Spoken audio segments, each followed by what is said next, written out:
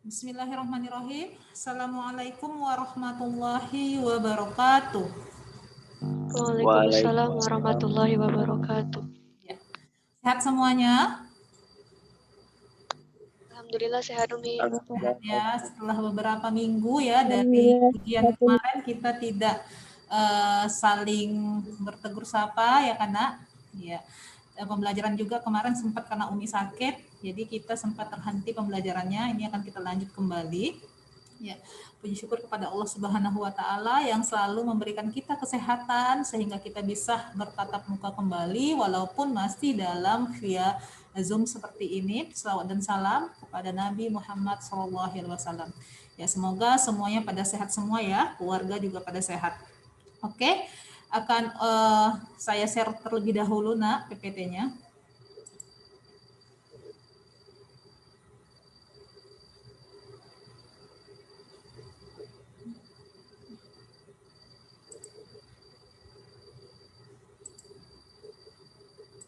Sebentar ya.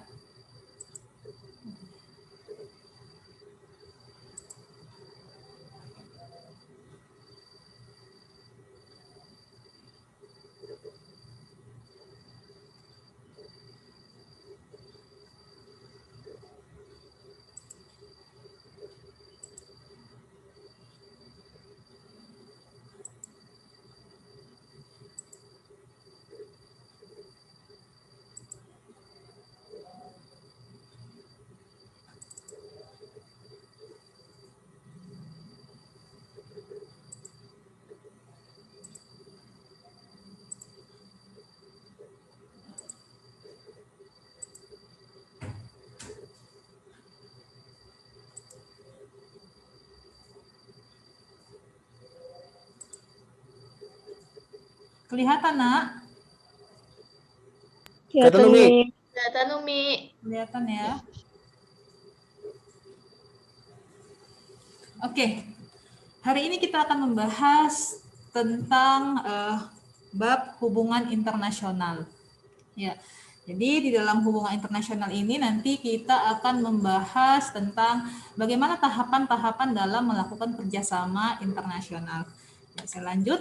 Nah, adapun tujuan pembelajaran kita pada pagi hari ini yang pertama adalah menjelaskan pengertian hubungan ataupun hubungan internasional.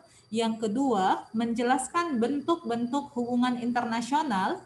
Dan yang ketiga, mendefinisikan manfaat hubungan internasional khususnya untuk negara kita ya, di Indonesia. Nah, sebelumnya kita harus mengetahui dulu apa sebenarnya makna dari hubungan. Nah, hubungan itu sendiri adalah kesinambungan interaksi antara dua orang atau lebih yang memudahkan proses pengenalan satu sama lain. Nah, karena di sini kita berbicara tentang hubungan internasional, otomatis kesinambungan yang dimaksud adalah kesinambungan antara satu negara dengan negara yang lainnya dalam sebuah proses untuk mencapai tujuan bersama. Nah, apa tujuannya? Nanti kita bahas. Nah, menurut ahli Trevor Tyler ya, tahun 1979 mengatakan bahwa hubungan internasional itu merupakan sebuah disiplin ilmu yang mencoba menjelaskan tentang aktivitas politik lintas batas negara. Ya, artinya apa? Harus melampaui batas negara baru bisa dikatakan sebagai hubungan internasional. Kalau dalam negara saja dia tidak termasuk ke dalam hubungan internasional.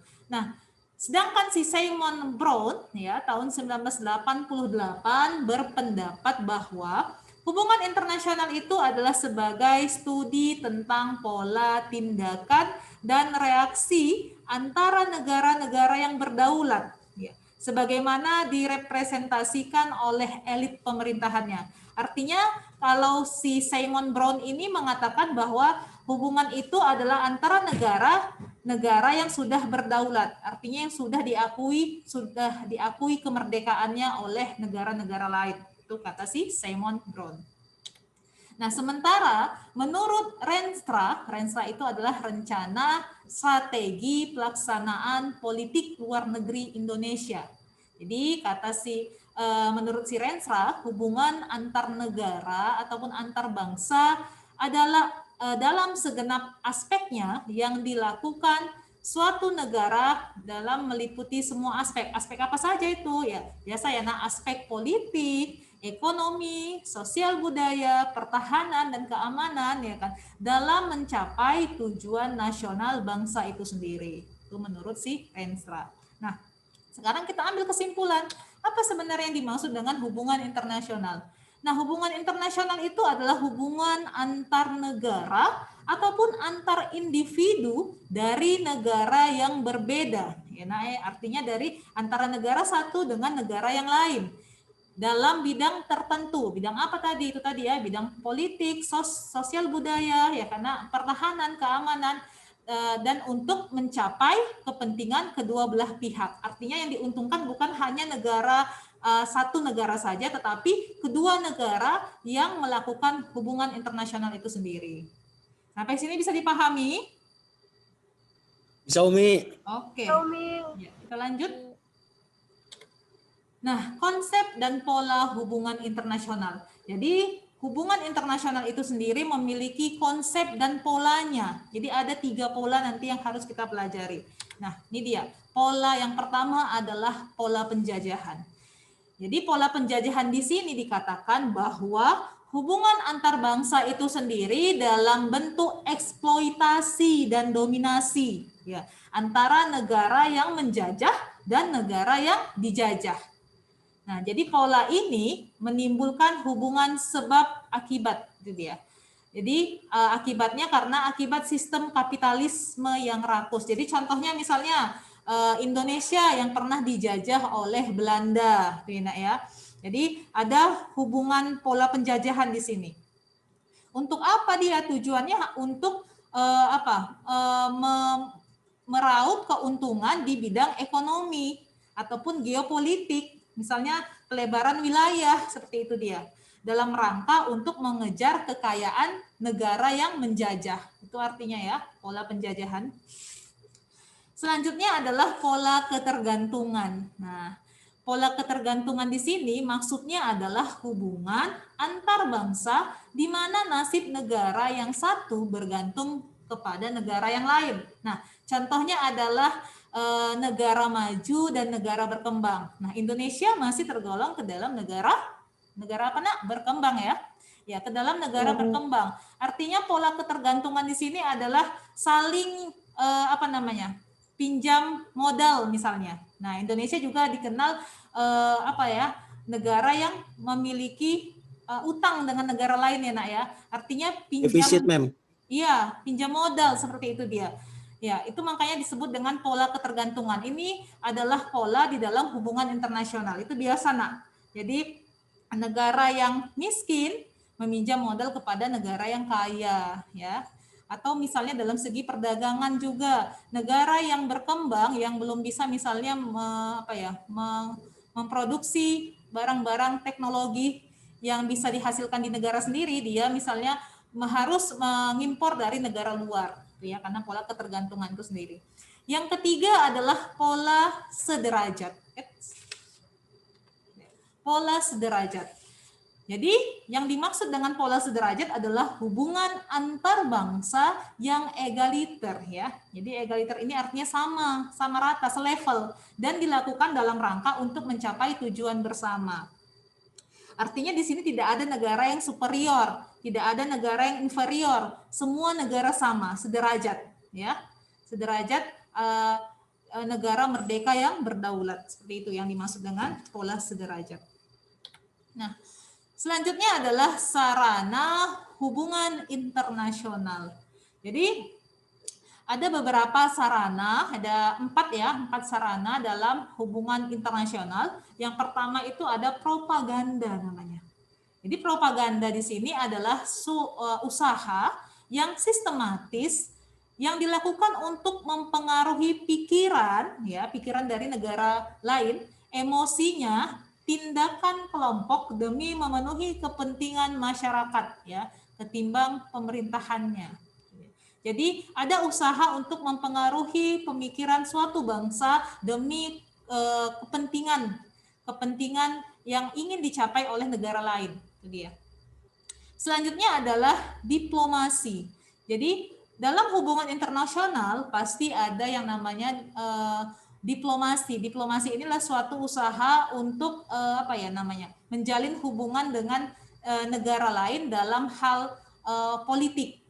Jadi sarana ini bertujuan ataupun untuk memperjuangkan politik nasional dalam konteks hubungan antar bangsa. Biasanya bisa menjalin persahabatan, itu dia diplomasi ini. Selanjutnya adalah perdagangan, yaitu sarana hubungan antar bangsa yang melibatkan ataupun dilibatkan untuk memperoleh keuntungan ekonomi antara pihak-pihak yang berhubungan. Nah, ini biasa ya Nak ya, perdagangan ya, berarti berkaitan dengan ekspor impor ya kan Nak? Biasa banyak misalnya para pedagang asing ya kan dari luar negeri yang misalnya menanamkan modalnya ataupun sahamnya di perusahaan di Indonesia, itu dia dalam segi perdagangan. Selanjutnya adalah militer, yaitu sarana hubungan antar bangsa melalui latihan kemiliteran ya dalam rangka memperkuat pertahanan negara yang terlibat diplomasi. Artinya ada hubungan kerjasama antara negara yang satu dengan negara Indonesia, kita contohkan misalnya dalam hal untuk meningkatkan kemiliteran ya, kemiliteran di negara kita, itu maksudnya. Selanjutnya adalah tujuan dari hubungan internasional. Jadi sebenarnya semua negara di dunia yang melakukan kerjasama internasional pasti memiliki tujuannya sendiri. Ya, tujuannya untuk apa? Yang pertama adalah untuk menjamin kelangsungan hidup bangsa di tengah kehadiran bangsa-bangsa lain. Itu ya, Nak ya. Karena apa? Banyak negara yang tidak mampu memenuhi kebutuhan masyarakat di negaranya. Itu ya, Nak ya. Contoh kita misalnya, kita masih banyak mengimpor beras dari negara lain, ya kan? Ya, kita juga banyak mengimpor barang-barang teknologi dari negara lain. Karena apa? Memang itu kebutuhan untuk kelangsungan hidup di sebuah negara kita. Selanjutnya adalah membangun solidaritas dan sikap menghargai antar bangsa. Artinya apa? Untuk menjalin keakraban di oleh antar negara di seluruh dunia. Yang selanjutnya, memberi peluang untuk berpartisipasi dalam rangka mewujudkan dan menjaga perdamaian dunia. Ya, Mas, termasuklah negara kita yang berpartisipasi dalam apa? Kita masuk ke dalam PBB ya, Nak ya. Ya, Perserikatan Bangsa-Bangsa. Tentunya kita pasti turut andil dalam perdamaian dunia. Membuka peluang untuk membantu bangsa-bangsa lain yang tertindas. Nah, ini untuk misalnya apa? Bantuan-bantuan bagi negara-negara seperti Muslim Rohingya, ya kan, Nak? Banyak ya. Apa kemarin yang di Cina? Muslim apa, Nak? Apa? Uyghur. Uyghur, Mem. Iya, Uyghur ya kan yang di Cina. Jadi itu salah satu tujuan dari hubungan internasional. Membuka hubungan dengan bangsa-bangsa lain yang mau membantu ketika negara kita ditindas, misalnya negara kita yang membutuhkan pertolongan. Dengan adanya hubungan internasional, ya kan, tentunya negara-negara lain akan mau membantu kita. Menyelesaikan konflik antar negara. Nah, ini termasuk juga konflik apa nih? Konflik antar negara yang sekarang masih ada. Antara konflik di Timur Tengah ya, negara-negara Timur Tengah. Iya, kita kan turut membantu seperti misalnya negara Israel dan Palestina ya, karena memposisikan bangsa secara strategis di tengah pergaulan dengan bangsa lain. Ini artinya nama negara kita dipandang oleh negara lain. Karena apa? Karena memang hubungan itu tadi. Jadi hubungan internasional itu sangat penting. Walau sekalipun negara tersebut adalah negara maju, negara yang bisa memenuhi kebutuhannya sendiri, tetapi dia tetap perlu melakukan yang namanya hubungan internasional. Ya. Kita lanjut. Nah, sifat hubungan internasional ini ada 4 ya, Nak. Jadi ada sifat yang pertama adalah persahabatan. Ya. Jadi pernah kalian dengar ya, Indonesia menjalin ataupun mempererat persahabatan dengan negara Australia, pernah ya. Dalam hal yang kedua sifatnya adalah kerjasama. Nah, kerjasama di sini pasti ini yang paling urgent, yang paling penting. Kenapa? Karena kerjasama di sini adalah meliputi segala aspek bidang, ya politik, sosial, yang paling penting lagi apa? Ekonomi, yaitu perdagangan, ya kerjasama. Jadi dalam kerjasama ini nanti akan ada timbul yang namanya perjanjian internasional, ya, yang harus disepakati oleh kedua belah pihak negara. Selanjutnya yang ketiga adalah sifatnya itu persengketaan.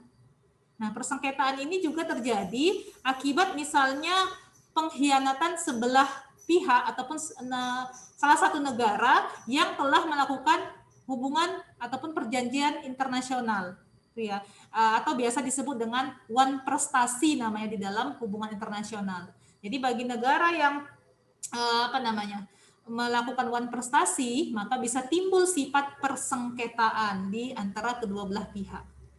Yang selanjutnya adalah yang terakhir, peperangan. Ini dia. Kenapa sifat hubungan internasional itu termasuk ke dalam peperangan? Ya, kita bisa lihat contoh terhadap kasus negara Israel dan Palestina, ya. Jadi Israel dan Palestina, sekali lagi Umi ulangi, mungkin sudah kita bahas nih ya di kelas 11 kemarin. Itu adalah bukan peperangan kedua belah pihak negara. Artinya apa? Dimulai dari apa? Agresi militer. Tentara dari negara Palestina dan tentara dari negara Israel, ya. Jadi namanya ada gencatan senjata, itu memang sudah kesepakatan kedua belah pihak negara. Artinya yang turut berperang itu hanya tentaranya saja, ya. Jadi tidak merugikan seluruh masyarakatnya. Namun yang namanya perang ya karena tentunya pasti akan berdampak juga kepada masyarakatnya. Jadi ada 4 sifat hubungan internasional. Kita lanjut. Ya, jadi sarana dalam menjalin hubungan internasional. Jadi ada sarananya itu adalah diplomasi namanya. Jadi diplomasi itu merupakan kegiatan untuk melaksanakan hubungan politik luar negeri antar negara. Nah, siapa orangnya? Jadi biasanya orangnya kita sebut dengan diplomat. Nah, diplomat itu nanti ada 3 karena ada duta besar dan konsul. Iya, benar. Nanti kita bahas. Nah, fungsi dasar diplomat itu juga ada 3. Yang pertama itu sebagai lambang negara pengirim, ya, terhadap negara penerima di sana. Yang kedua adalah sebagai wakil yuridis ataupun wakil secara hukum yang sah dari negara pengirim, ya. Selanjutnya adalah sebagai perwakilan diplomatik suatu negara di tengah negara lain, ya. Jadi biasanya negara yang melakukan hubungan internasional pasti akan saling mengirim wakilnya ataupun diplomatnya ke negara masing-masing. Jadi negara penerima akan menerima diplomat dari negara lain. Nah, dan kita juga akan mengirimkan wakil kita di negara penerima. Jadi ada hubungan timbal baliknya. Supaya apa? Agar apa itu kira-kira, Nak? Kenapa harus ada 2 perwakilan saling mengirim? Karena gini Mi, yang satu kan juga butuh informasi bagaimana perkembangan dari kerjasama itu. Yang negara satunya lagi juga sama juga sih Mi, saling tukar informasi sih Mi. Iya. Apa yang terjadi itu satu. Yang kedua juga untuk mengamankan sih, menjaga keselamatan dari rakyat negara tersebut yang tinggal di negara tujuannya. Benar. Untuk gitulah Mi. Iya, ya jadi sebenarnya wakil yang masing-masing di negara penerima dan pengirim itu ditugaskan untuk apa? Jadi tugas dan tanggung jawabnya adalah untuk menyampaikan segala bentuk informasi yang didapat ya kan dari negara tersebut untuk disampaikan kepada presiden ataupun kepada pemerintahannya. Itu dia ya. Dan untuk apa? Sebagai wakil ataupun wakil dari masyarakat yang tinggal di negara penerima ya, karena untuk apa? Untuk misalnya mengadukan segala masalahnya. Itu dia. Jadi memang harus ada masing-masing dari perwakilan setiap negara. Selanjutnya adalah tahapan yang dilakukan. Nah, ini dia. Jika sebuah negara melakukan kerjasama internasional, harus ada tahapan-tahapan yang dilakukan, ya. Jadi bukan ujuk-ujuk langsung menjalin hubungan, tidak. Yang pertama itu harus ada perundingan namanya ataupun negosiasi. Ya, dirundingkan dulu. Jika memang sudah fix apa yang sudah akan yang akan dituju, maka akan ada penandatanganan namanya, ya. signature ataupun penandatanganan yang dilakukan oleh kedua belah pihak dan akan disahkan ataupun pengesahan ratification disahkan oleh kedua belah pihak negara, disaksikan oleh masing-masing pimpinan dari negara tersebut. Ya, Nak ya, harus diingat 3 tahapan ini. Nah, selanjutnya adalah perwakilan negara. Ini tadi ya, perwakilan negara kita singkat saja karena waktu juga, Nak. Ya, jadi perwakilan negara itu adalah ada 3, ya kan? Ini dia. Duta besar, duta, dan konsul. Nah, duta besar ini adalah posisi tertinggi. Ingat ya, duta besar ini adalah posisi tertinggi yang ditempatkan di negara yang berhubungan erat ya dengan negara penerima, seperti itu dia. Sementara duta ditempatkan pada negara yang tidak banyak hubungan timbal balik, misalnya hanya hubungan persahabatan, seperti itu dia. Tapi kalau duta besar, Nak, dia berhubungan dengan politik, dagang, itu dia. Nah, konsul ini politik ya. Kalau konsul, ini ya, konsul ini dia ditempatkan di negara apa ya namanya, negara penerima yang dia memiliki kota-kota industri. Nah, jadi kalau duta besar itu perbedaannya ya, Nak. Duta besar hanya ada 1 di negara penerima, sementara konsul bisa lebih dari 1 di negara penerima. Dan dia kalau duta besar hanya ditempatkan di ibu kota negara, sementara konsul bisa ditempatkan di kota-kota yang banyak tempat industri yang bisa dilakukan. Artinya apa? Konsul itu hanya menangani masalah-masalah perdagangan.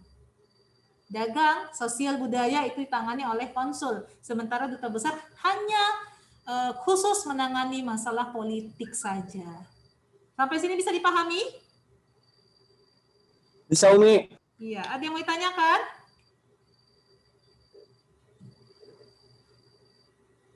Ada? Mi, mau nanya, Mi.